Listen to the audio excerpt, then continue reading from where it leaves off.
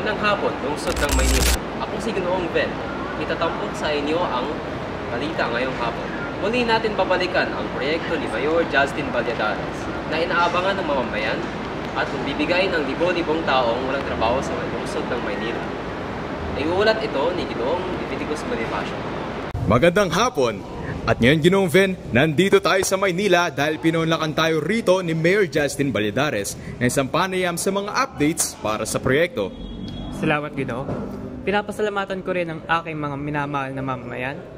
Siyempre sa pagsuporta sa akin at sa proyekto kong magbibigay sa kanila ng magandang buhay. Nakakasiguro kami na bago magtapos ng tong ito'y wala nang tambay sa aking bayan. Maraming salamat, Mayor Justin. Isa kang hulog ng langit sa mga Pilipino.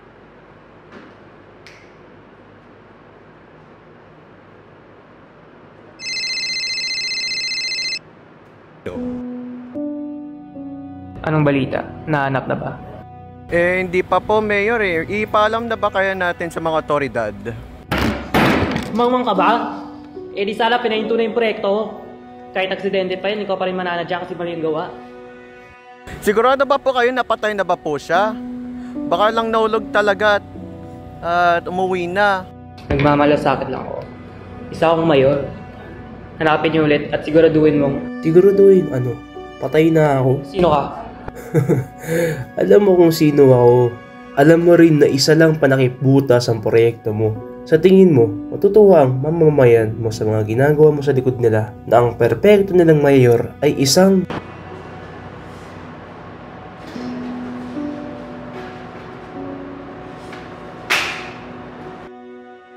Naomi. Po, May balita na ba sa paglipat ko sa Germany? Anong oras? bukas po ng tanghali ang iyong lipad, Mayor. Nakaimpake na rin po ang iyong mga gamit.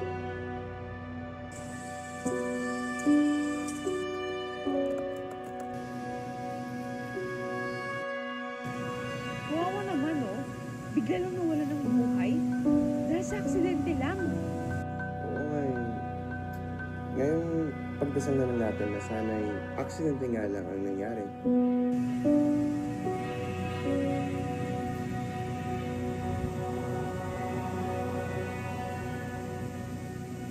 Ang alkalde ang may kasalanan. Sino yun? Nakita mo ba yun? Tama ba yun?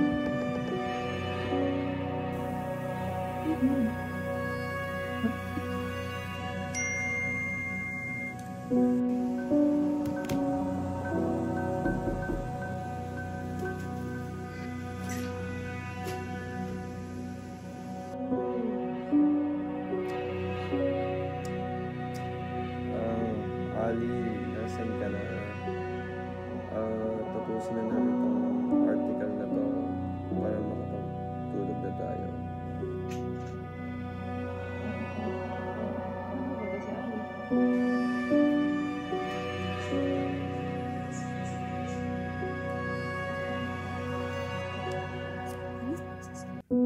Para saan yan?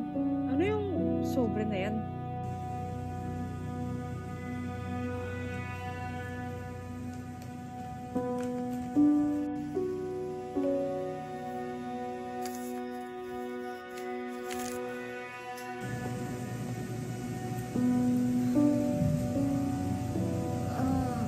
Lahat ng mga ebidensya makakatulong sa ating mga articles. Sasabihin ko sa inyo mamaya.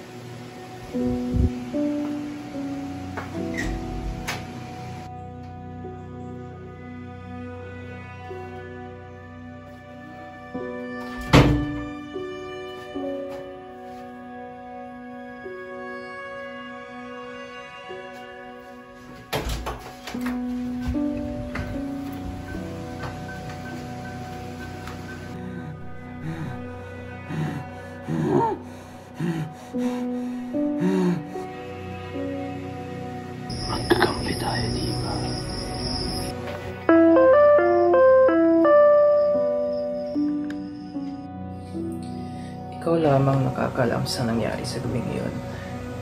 Anak, aksidente lamang iyon. Tumakas ka? Ano? Dahil ilalabas ko lahat ng pinagagawa mo? Alam kong hindi mo magagawa yan. Magkakampi na ba tayo? Mamamatay tao ka! Mamamatay tao ka! Ama ko siya! Mas malakas siya kaysa sa akin. Kaysa sa ating lahat.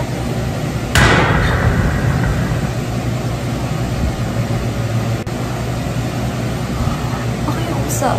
Walang dapat madami dito. Huwag lang ako. Tao rin kami.